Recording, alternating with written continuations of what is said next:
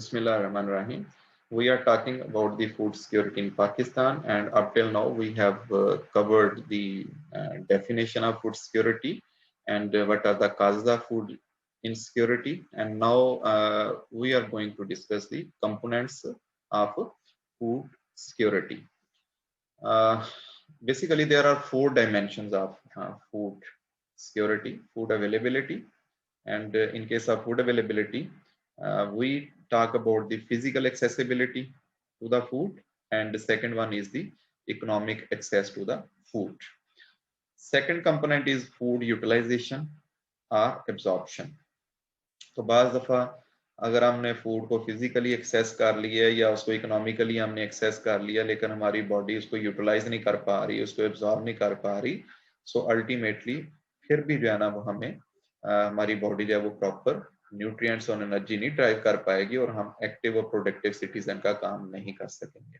इसके अलावा equity of food distribution जो है ना ये भी एक बहुत बड़ा चैलेंज है।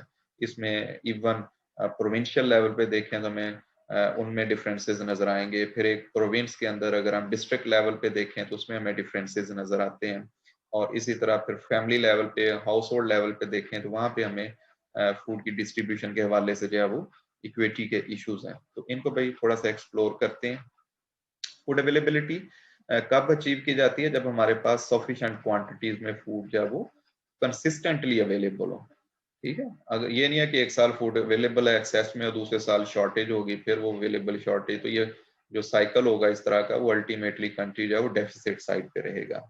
और फूड सप्लाई की जब हम बात करते हैं तो इसमें house hold own food production भी आती है भाई, यानी आप प्रोड्यूसर हैं तो आप खुद प्रोड्यूस कर रहे हैं चीजें, और इसके अलावा अगर आप कुछ चीजें प्रोड्यूस नहीं कर रहे तो आप किसी और कंट्री से जिसका वो प्रोड्यूसर होता है, जिनके जो उनके पास सरप्लस होती हैं, उनको आप इंपोर्ट कर लेते हैं। ठीक है, सो अल्टीमेटली फूड अवेलेबिलिटी में ट्रेड का एलिमेंट भी आ जाता है कि आपके पास सरप्लस है तो आप एक्सपोर्ट कर लें, आपके पास डेफिसिट है तो आप इंपोर्ट कर लें, तो this is called as trade. तो फूड अवेलेबल होनी चाहिए, चाहे आपने लोकल प्रोड्यूस की है। बहुत सारे कंट्रीज ऐसे हैं जिनके पास सॉइल ही नहीं है, जिनके पास लैंड नहीं है कि वो कल्टीवेट कर सकें। वो टेक्नोलॉजिकली कह लें कि बहुत एडवांस हो सकते हैं, उस सर्विसेज सेक्टर में बहुत एडवांस हो सकते हैं, तो जरूरी नहीं कि दुबई जाना या सिंगापुर जाना वो अपनी क्रॉप्स खुद प्रोड्यूस कर रहे हैं। If they have the resources, they can purchase from other countries which are the producers, or ultimately the food will be available to their consumers or residents. Second is access to food, और access to food में हमने बात की थी कि अगर resources आप producer नहीं है तो then you should have sufficient resources to purchase the food stuff.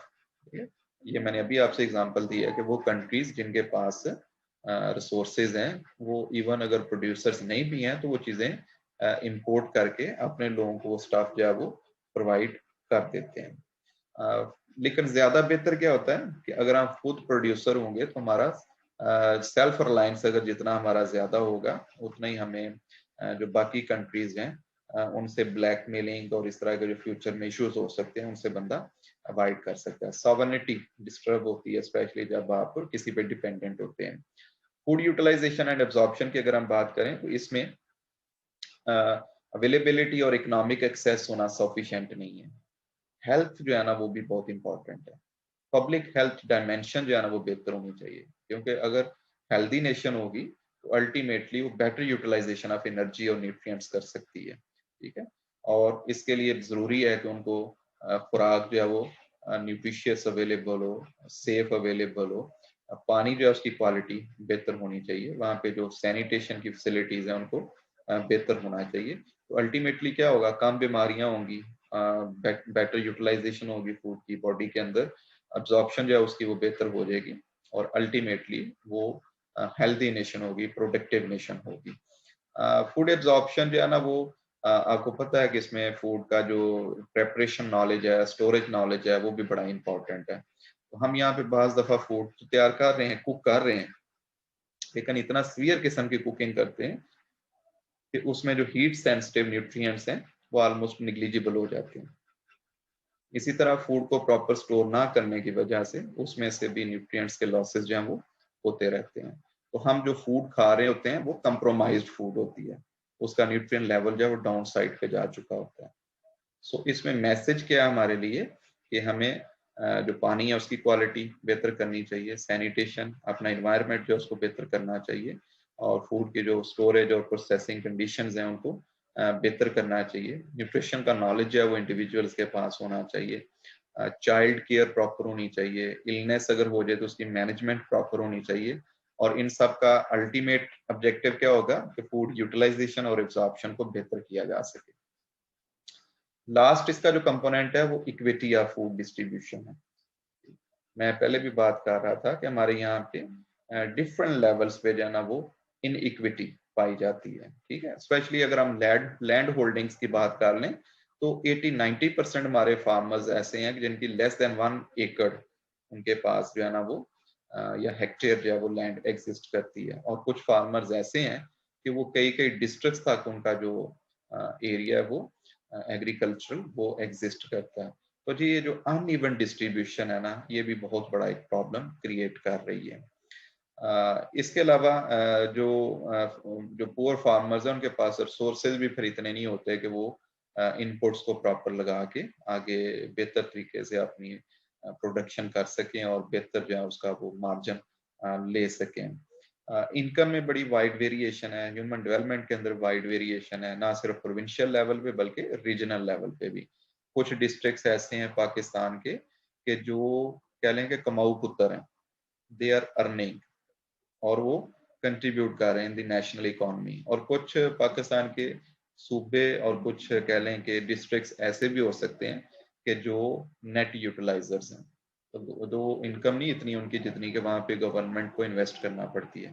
तो क्या ही अच्छा हो जाए कि अगर हर कंट्री जो रीजन है, हर प्रोविंस है, हर डिस्ट्रिक्ट है, हर तहसील है और हर गांव है, अगर वो अपना सेल्फ रिलायंस उनका हो जाए तो अल्टीमेटली पाकिस्तान की जो ओवरऑल इकोनॉमी है वो बेहतरी की तरफ जा सकती है।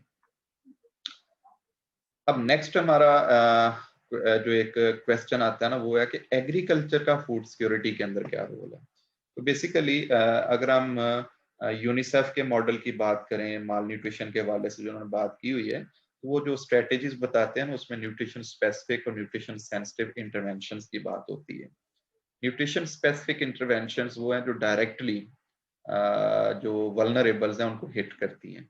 जैसे आप फूड फोर्टिफिकेशन करके, आप सप्लीमेंटेशन करके, आप स्कूल एजुकेशन वगैरह जो है उनको बेहतर करके इंडिविजुअल्स जो हैं उनको उनकी न्यूट्रिशन जो है उसको बेहतर कर सकते हैं, सपोर्ट कर सकते हैं।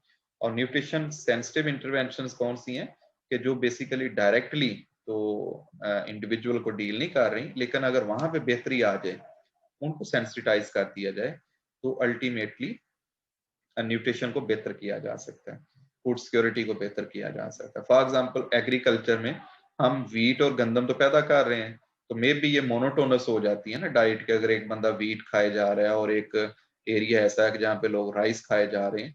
लेकिन इसकी निस्बत अगर हम एग्रीकल्चर किसी गाँव की एग्जाम्पल ले लें कि वहाँ पे हम पोल्ट्री फार्मिंग भी साथ करें, कुछ इंडिविजुअल्स ऐसे हों जो फिश फार्मिंग कर रहे हों, कुछ इंडिविजुअल्स ऐसे हों जिनके फ्रूट आर्चर्ड होने चाहिए, कुछ लोग जो हैं वो बेसिक कमोडिटीज जो हैं वो जो स्टेपल्स हैं उनको भी प्रोड्यूस करें।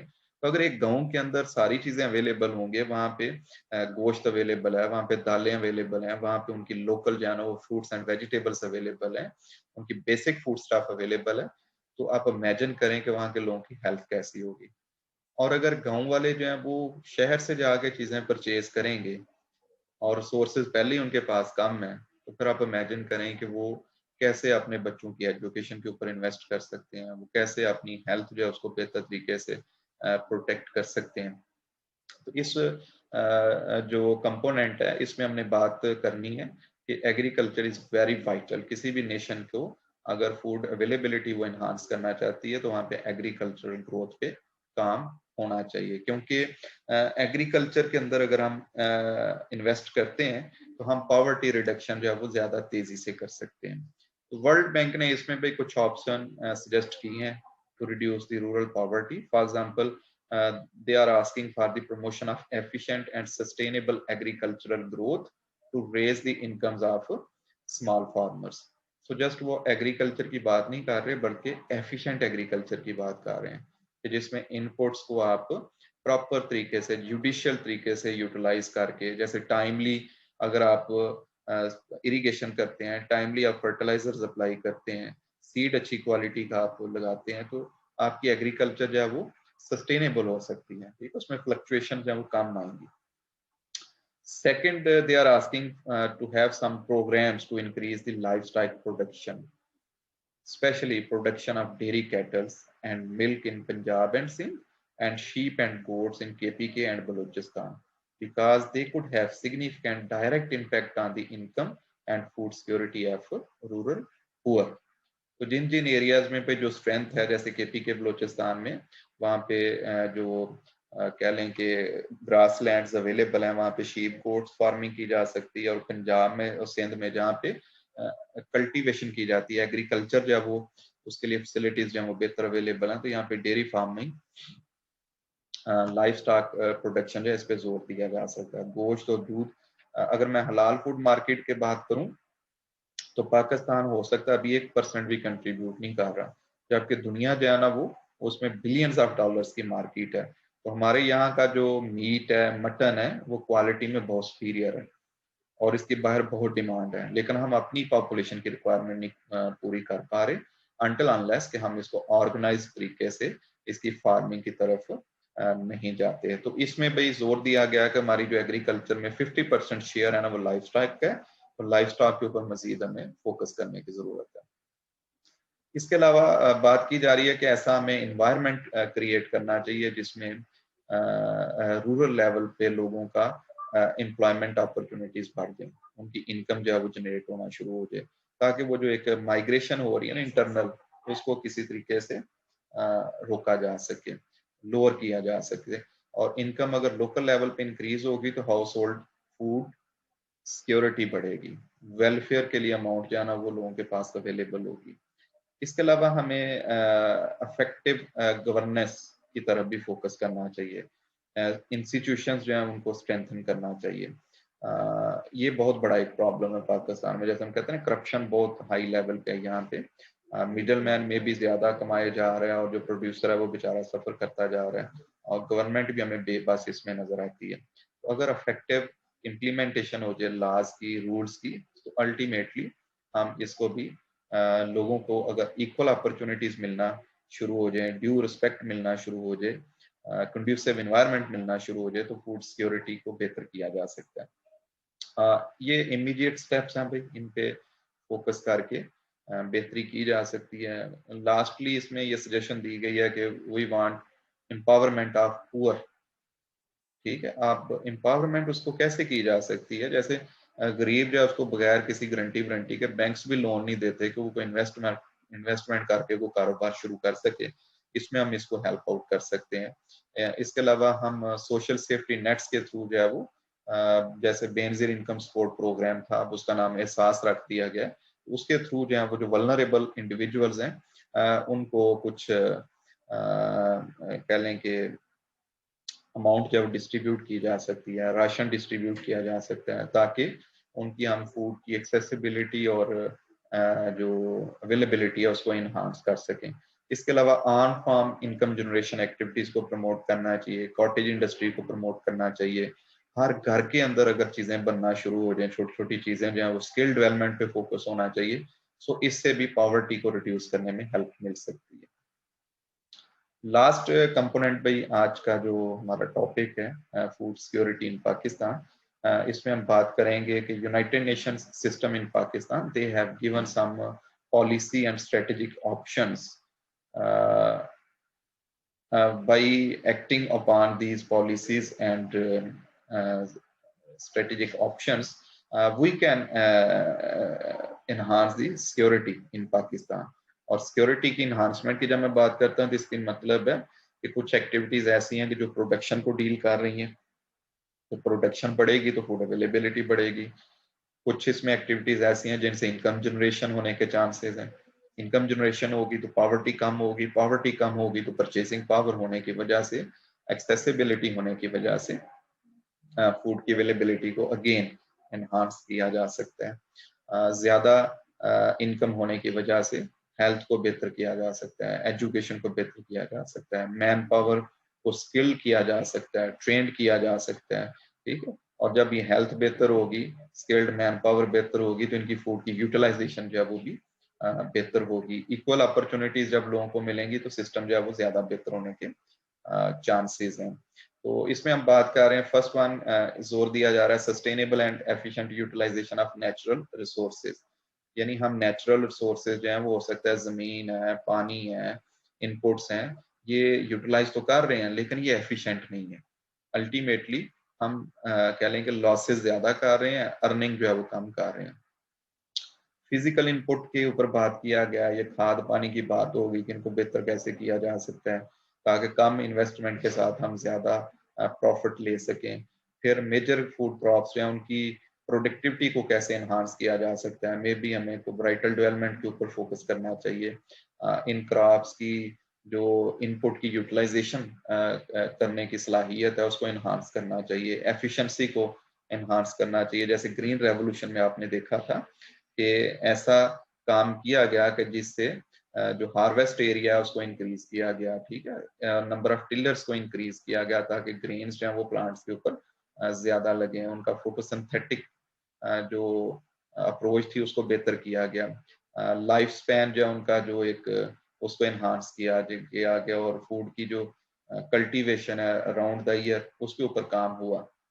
और इस पे मजीद काम करने की जरूरत है, स्पेशली डेवलपिंग कंट्रीज में। इसके अलावा diversification of on farm and off farm income generation activities पे भी फोकस करना चाहिए। Stabilization of input and output prices, इसमें भी डेफिनेटली गवर्नमेंट का रोल जो है वो ज्यादा नजर आता है। Inter regional and urban disparity को कम करना चाहिए और स्पेशली जो लैंडलेस लोग हैं जिनके पास जमीन अवेलेबल नहीं है उनको जमीन जो है वो डिस्ट्रीब्यूट की जा सकती है। इसके अलावा स्किल डेवलपमेंट के ऊपर काम होना चाहिए और कॉटेज इंडस्ट्री को प्रमोट करना चाहिए। न्यूट्रिशनल एस्पेक्ट ऑफ फूड जो है उसको इम्प्रूव करना चाहिए, may be at village level. अगर हम आगे मैं एग्जांपल दूंगा, इसी तरह वेजिटेबल और पल्सेस प्रोडक्शन पे, क्योंकि ये फाइबर, विटामिन, मिनरल्स और प्रोटीन का बहुत अच्छा सोर्सेज हैं जो कि हमारी डाइट के अंदर लैग कर रही हैं। और इसके अलावा ऑफिशियल लेवल पे देखा जाए, गवर्नमेंट लेवल पे देखा जाए तो कुछ काम इंडिविजुअल से निकल के मासेस लेवल पे जो है वो कम्युनिटी लेवल पे जो है उसकी इम्प्लीमेंटेशन गवर्नमेंट को करनी चाहिए। इसमें पॉलिसी डिस्टॉर्शन की बात की गई है, इसमें रूरल इंफ्रास्ट्रक्चर जो उसकी इम्प्रूवमेंट की बात हो रही है, इसमें ह्यूमन रिसोर्स डेवलपमेंट की बात हो रही है और इसमें रिसर्च एंड एक्सटेंशन सर्विसेज को बेहतर करने की बात की जा रही है। So we will talk one by one and this is very interesting component and practical component. By using these approaches and policies and strategic options, we can ensure the food security in Pakistan. So first we will talk about the sustainable and efficient utilization of natural resources, and definitely we will talk about the land, water, seed and जी land और water, इन दो resources की हम इसमें बात करेंगे। तो लैंड की अगर हम बात करें तो land related problems like depleting soil fertility, soil erosion, water logging and salinity needs immediate attention to achieve yield potential of crops. तो जिन एरियाज में इस तरह के प्रॉब्लम्स आना शुरू हो गए हैं इनके हिसाब से फिर वहां पे हमें एक्शंस ऐसे लाने चाहिए, प्रैक्टिकल अप्रोचेस ऐसे अडॉप्ट करनी चाहिए कि इन इश्यूज को काबू करके हम वहां का जो यील्ड पोटेंशियल है उसको टैप कर सकें। Other option is to take up new lands for agriculture. At the moment there is about 4 million acres land in the riverine belt of the country which should be distributed among the local landless peasants। जी 4 million hectare जमीन जो है वो अभी भी पाकिस्तान की ऐसे area में अवेलेबल, रिवराइन बेल्ट जहाँ पे पानी इरिगेशन का अवेलेबल हो सकता है, रिवर्स के साथ साथ ऐसी जमीन अवेलेबल है जो कि खाली पड़ी हुई है। तो ये ऐसे किसानों को दी जा सकती है जिनके पास अपनी जमीन नहीं, ताकि उनकी एम्पावरमेंट हो, अपने लिए वो जो है वो प्रोड्यूस करें। They are virgin lands which there is no shortage of moisture. तो ये अभी ऐसी जमीन है जिनको अभी टैप नहीं किया गया, इनके सारे इनकी इनपुट्स रिसोर्सेज इनके अंदर बड़े अच्छी फार्म में अभी एग्जिस्ट करते हैं। The special conditions attached to these areas, especially biodiversity, have to be taken into consideration. लेकिन एक चीज पे कहा गया है कि no doubt नेचुरल सोर्सेज को हमें बेहतर तरीके से, एफिशिएंट तरीके से यूटिलाइज करना है, लेकिन कोशिश ये भी करनी चाहिए कि वहाँ की जो बायोडाइवर्सिटी है वो डिस्टर्ब ना हो। पानी के बारे में अगर बात की जाए तो पहले भी मैं आपसे कह रहा था कि जो क्लाइमेट चेंज है इसकी वजह से वाटर शॉर्टेज है वो बड़ा एक मेजर इशू जो है वो फ्यूचर में बनने जा रहा है। पानी की हमें बेटर यूटिलाइजेशन करनी चाहिए, एफिशिएंट यूटिलाइजेशन करनी चाहिए। इरिगेशन के मेथड्स जो उनको हमें इम्प्रूव करने की ज़रूरत है। जो हमारी इस वक्त नहरी निज़ाम है उसकी रेनोवेशन की ज़रूरत है। वहाँ से वाटर लॉसेस को जो है ना वो रोकने की ज़रूरत है। तो गवर्नमेंट को इंश्योर करना चाहिए कि पानी की टाइमली और एडिक्वेट अवेलेबिलिटी जो है वो फार्मर्स को हो सके, ताकि वो क्रॉप्स को टाइम पे जब पानी लगाएंगे तो उसकी प्रोडक्शन जो है वो बेहतर होने के चांसेस है। Efficient utilization will not only promote food production but also ensure the sustainable use of groundwater. इसमें मैं जो एक ड्रिप इरिगेशन की बात करता हूँ, इसके अलावा मैं जो आप देखते हैं ना कि जिसमें फोलिएट टाइप का जो वो स्प्रे किया जा सकता है, स्प्रिंकलर इरिगेशन जो है उसको यूज किया जा सकता है। तो ये अप्रोचेस अडॉप्ट करके हम कम पानी के साथ भी बेहतर प्रोडक्शन जो है वो ले सकते हैं। कुछ एरियाज हैं जिनको हम एरिड एरियाज कहते हैं ना, जहाँ पे बारिशें वगैरह नहीं होती हैं, और लाइक चौलस्तान, थरपारक, बलूचिस्तान में और सिंध में कुछ ऐसे एरियाज हैं कि जहाँ पे रेन वाटर जो है उसको बेहतर यूटिलाइज किया जा सकता है। इसमें छोटे छोटे डैम बनाने की जरूरत है ताकि वाटर हार्वेस्टिंग की जा सके। वाटर हार्वेस्टिंग क्या है कि जो पानी जब बारिश होती है तो उसको हम उन कैचअप एरियाज में या उन डैम्स के अंदर जो उसको स्टोर कर सकें, और जब जरूरत हो फिर उसको हम यूटिलाइज कर सकें। इसी तरह जो माउंटेनियस एरियाज हैं, स्पेशली बलूचिस्तान में या केपीके के अंदर या एजेके के अंदर, वहाँ पे रेन वाटर को हार्वेस्ट और स्टोरेज करने के लिए वहाँ पे भी डैम्स जो हैं वो, रेजरवायर्स जो हैं वो स्टैब्लिश किए जा सकते हैं, और इस पानी को फिर चैनलाइज करके हम जो मैदानी इलाके हैं वहाँ पे भी इसकी अवेलेबिलिटी को इन्हांस कर सकते हैं। टाइमली अगर पानी अवेलेबल हो जाएगा फार्मर को तो बहुत हद तक उसकी जो प्रोडक्शन है वो बेहतर हो जाएगी। सेकंड जो सजेशन दी गई है वो proper application of physical inputs की बात हो रही है। तो पानी और जमीन के साथ साथ अब जो फार्मर ने इनपुट्स लगानी है वहां पे during the production of crops, उसमें सीड, फर्टिलाइजर, क्रेडिट, पेस्टिसाइड्स, ठीक है, ये बड़ी इंपॉर्टेंट चीजें हैं, तो इनकी भी हम थोड़ा सा आपके साथ इसकी डिस्कशन कर लेते हैं। अगर हम सीड की बात करें तो पाकिस्तान में अभी सिर्फ 4 से 5% सीड ऐसा है कि जो अप्रूव्ड कल्टीवर्स का और प्रॉपर तरीके से जो एक प्रॉपर फिगर वाला फ्रूट जो सीड्स हैं वो अवेलेबल है। मोस्टली क्या होता है कि फार्मर्स अपना ही सीड जो होता है ना, एक क्रॉप जो है उसी का कुछ हिस्सा रख लेते हैं और उसी को एज अ सीड फिर नेक्स्ट मल्टीप्लाई करते रहते हैं। आहिस्ता आहिस्ता क्या होता है कि ये जो सीड्स होता है ना, इसकी विगर कम होती जाती है, ठीक है, इसकी ग्रोथ रेट जो है ना वो कम हो जाती है। तो अल्टीमेटली एक तो सीड रेट ज्यादा रखना पड़ेगा, दूसरा इसके बावजूद प्रोडक्शन जो है ना वो कम साइड पे रहेगी। तो वैरायटीज पे हमें काम करना चाहिए। हमें सीड्स की जो स्पेशली यूनिवर्सिटी का रोल हम देखें तो यहाँ पे सीड टेक्नोलॉजी एक मेजर स्टार्ट किया गया है, और उसका मकसद क्या है कि कंट्री में क्वालिटी सीड को किसी तरीके से इन्हांस किया जाए। Productivity of food crops can be substantially enhanced through increased use of quality seed. Quality seed होगा तो डेफिनेटली प्रोडक्शन जो है वो बेहतर होगी। इसी तरह फर्टिलाइजर का यूज है, ऑर्गेनिक एंड इनऑर्गेनिक दोनों भी आते हैं। इनऑर्गेनिक में अगर हम बात करेंगे तो इसमें एनपीके जो नॉर्मली अब यूज की जा रही हैं, और ऑर्गेनिक की बात करेंगे तो इसमें मेन्योर हो सकती है, इसमें जो अगर प्लांट्स वगैरह के लीव्स और इस तरह का स्टफ जो है उसको भी इस पर्पज के लिए यूज किया जा सकता है। तो सॉइल की फर्टिलिटी को मेंटेन करने के लिए दोनों की अपनी अपनी इंपॉर्टेंस है। ऑर्गेनिक मैन्योर जितनी आप यूज करेंगे उतना ही वाटर होल्डिंग कैपेसिटी पानी की बढ़ेगी, सॉइल की क्वालिटी जो है ना वो इम्प्रूव करेगी, और अल्टीमेटली उससे भी प्रोडक्शन बेहतर होगी।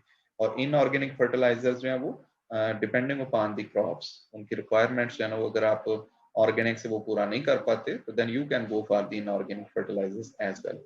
अच्छा, पाकिस्तान में ऐसे एरियाज भी हैं कि जहाँ पे हमने फर्ज किया एक बैग जो है वो फर्टिलाइजर डाल के हम प्रोडक्शन ले सकते हैं, लेकिन फार्मर को इंफॉर्मेशन नहीं है, कभी सॉइल का एनालिसिस नहीं किया गया और अल्टीमेटली वो 2 बैग डाल रहा है वहां पे। तो जब इनपुट जो है वो अपनी ज्यादा कर रहा है तो उससे भी प्रोडक्टिविटी मुतासर होती है और इसके साथ साथ वो कास्ट इफेक्टिव भी नहीं रहती, यानी उसकी इनपुट की कास्ट बढ़ गई है जबकि बेनिफिट उस रेशियो से उसको नहीं हो रहा। तो यूनिवर्सिटी ने एक मॉडल ऐसा डेवलप किया हुआ है जो कि वेबसाइट पे अवेलेबल है और उसमें अगर आपकी सॉइल का एनालिसिस अवेलेबल है तो आप वहां पे वैल्यूज फीड करेंगे और अल्टीमेटली क्रॉप सेलेक्ट करेंगे जो क्रॉप आप ग्रो करना चाहते हैं। तो उसमें फिर वो सॉइल की फर्टिलिटी वर्सेस जो रिक्वायरमेंट्स हैं क्रॉप्स की उनको कंपेयर करके वहां पे आपके पास एक रिपोर्ट जनरेट हो जाएगी जिसके मुताबिक आप वहां पे खाद जो है ना वो इतनी डालेंगे कि आपकी क्रॉप जो है वो बेहतर तरीके से ग्रो कर सके, यानी उसकी रिक्वायरमेंट भी पूरी हो और आपके रिसोर्सेज भी ज्यादा ना वेस्ट हों। इसी तरह क्रेडिट की फैसिलिटी, भाई फार्मर के पास इतनी इनकम नहीं होती वो इनपुट खरीद सके, तो फार्मर को अगर क्रेडिट दे दिया जाए, बैंक्स जो है वो सॉफ्ट लोन्स दे दें उसको, जिसके थ्रू वो मोस्टली देखें तो क्रेडिट कहाँ से ले रहा है, मिडल मैन से ले रहा है और फिर वो बाउंड हो जाता है कि अपनी प्रोड्यूस उसने उसी को सेल करनी है। इवन खेत के अंदर खड़ी फसल उसको सेल करना पड़ जाती है कि उसके पास रिसोर्सेज ही नहीं होते कि इसको वो आगे तक लेके चल सके हार्वेस्टिंग तक जो है।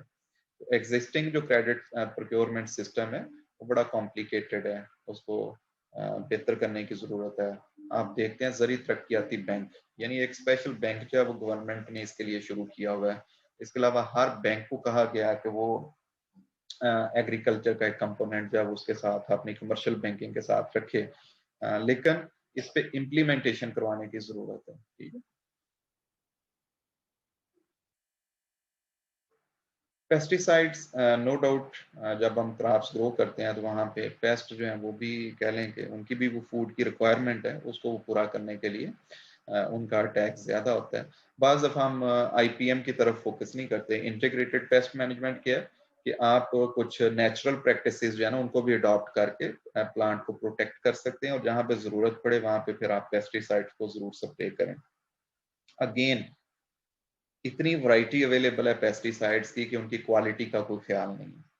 तो गवर्नमेंट को इसके ऊपर भी फोकस करना चाहिए, इसकी क्वालिटी को मॉनिटर करना चाहिए, ताकि जितना हम कह लें कि इस पे इन्वेस्ट कर रहे हैं उस इन्वेस्टमेंट के साथ हमें क्वालिटी की पेस्टिसाइड जो है वो मिलनी चाहिए।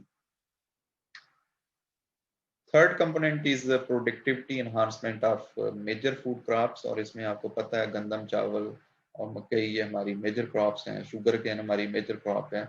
इनकी प्रोडक्टिविटी हम कैसे इनहांस कर सकते हैं। एग्जिस्टिंग अगर हम देखें तो yield range for wheat is about 0.8 to 5.5 tonne per hectare.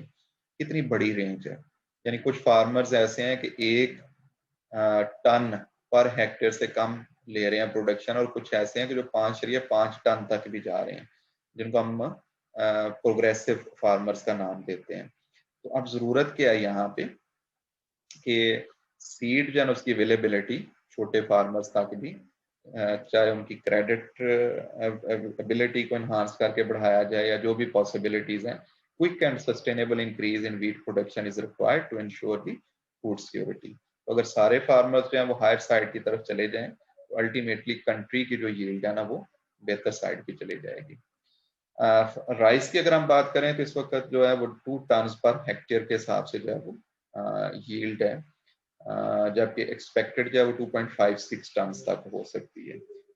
अगर हम इसके ऊपर इन्वेस्टमेंट करना शुरू कर दें, इसकी वैरायटी जो है उनको हम डेवलप कर सकते हैं और इनकी टाइमली इनपुट्स जो है उसको हम इंश्योर कर सकते हैं, तो अल्टीमेटली जो राइस है ना उसकी प्रोडक्शन को बेहतर किया जा सकता है।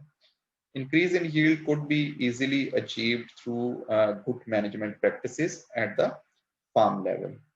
इसके अलावा हमें फार्म लेवल पे प्रैक्टिसेस बेहतर करनी चाहिए। जैसे मैंने कहा ना कि वाटर हार्वेस्ट जो है वो हम फार्म लेवल पे भी हम कर सकते हैं, और इसके अलावा ऑर्गेनिक मैन्योर को अगर हम यूज करते हैं तो हम सॉइल की जो वाटर होल्डिंग कैपेसिटी है उसको भी हम बेहतर कर सकते हैं। Rice productivity can be increase through increase plantation intensity, यानी नंबर ऑफ प्लांट्स जो आप खास एरिया में लगाते हैं ना, अगर उनको भी आप इंक्रीज करने में कामयाब हो जाते हैं तो इससे भी इसको बढ़ाया जा सकता है। मैकेनाइज्ड ट्रांसप्लांटिंग करनी चाहिए और पोस्ट हार्वेस्ट लॉसेस को रिड्यूस करने की तरफ भी फोकस करना चाहिए.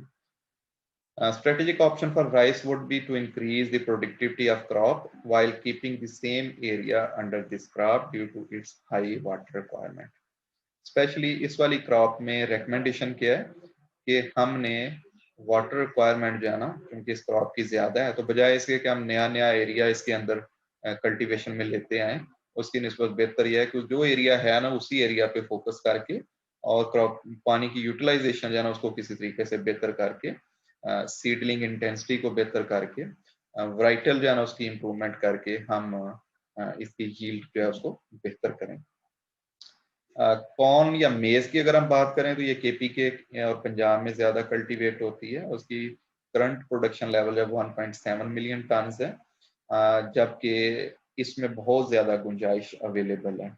और इसकी डाइटरी डाइवर्सिटी के हवाले से भी अगर हम बात करें तो हमें इसकी प्रोडक्ट डेवलपमेंट के ऊपर भी फोकस करना चाहिए, ताकि इसकी यूटिलाइजेशन के ऑप्शन, जितनी इसकी यूटिलाइजेशन के हम ऑप्शंस एनहांस करेंगे, इसकी प्रोडक्टिविटी जो है उसके ऊपर मजीद काम होगा. इस वक्त जब 1.5 है, जबकि 10 to 12 टन पर हेक्टेयर इसकी पोटेंशियल है, तो आप इमेजिन करें कि 10 टाइम्स कम जो है ना, अगर हम हमारा फार्मर उसकी प्रोडक्शन ले रहा है, 8 to 10 टाइम्स कम प्रोडक्शन ले रहा है, तो वो कैसे फिर उसको प्रॉफिटेबल साइड पे एग्रीकल्चर को लेके जा सकता है. ऑयल सीड्स की अगर हम बात करें तो इसमें भी ऑलमोस्ट 31% या 31% पाकिस्तान प्रोड्यूस करता है in the form of cotton seed, in the form of rape seed, sunflower. लेकिन 70% जो वो इम्पोर्ट किया जाता है, जबकि हमारा इन्वायरमेंट जो है वो, हमारे पास ऐसा इन्वायरमेंट, ऐसी लोकेलिटीज अवेलेबल हैं कि जहाँ पे मोस्ट ऑफ दी जो ग्लोबल ऑयल सीड क्रॉप्स हैं उनको प्रोड्यूस किया जा सकता है. जैसे केनोला जो है वो बड़ा प्रॉमिसिंग है. अभी ऑलिव ऑयल जो है इसका चकवाल वैली जो है वहाँ पे इसको कल्टीवेट किया गया, बड़ा सक्सेसफुल एक्सपीरियंस है. फटा का एरिया जो सिर्फ अभी तक हमने ना ये सेंस में सुना हुआ कि वहाँ पे दहशतगर्द लोग रहते हैं, कबायली लोग हैं जो काम शाम नहीं करते और बड़े बैकवर्ड एरियाज हैं, वहाँ पे बड़ा पोटेंशियल है ऑलिव ऑयल को प्रोड्यूस करने का. तो ऑयल सीड्स की जो प्रोडक्शन है इसके ऊपर भी फोकस करना चाहिए. जैसे आपने देखा है कि यूनिवर्सिटी ने एक ऐसी वैरायटी डेवलप की है जो कि जिसको नंबर ऑफ सीड्स जो है वो ज्यादा उसमें मिलते हैं और अल्टीमेटली ऑयल यील्ड उसकी जो है वो ज्यादा है. इस पे भी जोर होना चाहिए और डाइवर्स किस्म की जो ऑयल सीड क्रॉप्स है इनकी प्रोडक्शन पे भी फोकस होना चाहिए. प्रॉब्लम इस वक्त क्या है कि अगर कोई किसान इसको ग्रो कर लेता है तो उस गवर्नमेंट या जो एक कह लें कि इसकी जो चेन है वो प्रॉपर काम नहीं कर रही कि इसकी आगे इसकी मार्केटिंग बेहतर हो, इसको परचेज किया जाए. और जब वो स्टोरेज के दौरान या हार्वेस्टिंग के दौरान जब वो ऑयल सीड्स या वो रेंसिड होना शुरू हो जाते हैं, तो फिर अल्टीमेटली फार्मर इतना डिस्करेज होगा कि वो इसको ग्रो करना छोड़ देता है. सेकंड मेरी सजेशन ये भी है कि ऑयल सीड्स जो है ना वो विलेज लेवल पे हमें फोकस करना चाहिए. कुछ एरिया विलेज का ऐसा हो कि जहाँ पे हम किनोला, रेप सीड और इस तरह की क्रॉप्स, सनफ्लावर इसको ग्रो कर सकें, और कम से कम उस गाँव की जो रिक्वायरमेंट है ना ऑयल की, उसको बंदा आइडेंटिफाई करे और उसके हिसाब से एरिया उसके लिए एलोकेट किया जाए. हर गाँव अपनी रिक्वायरमेंट जो है ना वो ऑयल सीड की खुद पूरी करे. पाकिस्तान की सेकंड मेजर कमोडिटी है जिसके ऊपर हमारा फॉरेन रेवेन्यू जो है वो बिलियंस ऑफ डॉलर्स की फॉर्म में लग रहा है, जबकि ये हर घर की जो है वो रिक्वायरमेंट है. इसके अलावा एक अप्रोच ये भी हो सकती है कि शॉर्ट टर्म है, ये भी लॉन्ग टर्म नहीं है, कि जिसमें हम जो इंडिविजुअल्स ऐसे हैं कि जिनके जो फूड इनसिक्योर हैं, जिनकी पॉवर्टी ज्यादा है या इनकम कम है, उनको भी हम कुछ ऐसे इंसेंटिव्स दें जिनके थ्रू उनकी हम फूड की एक्सेसिबिलिटी को इन्हांस कर सकें.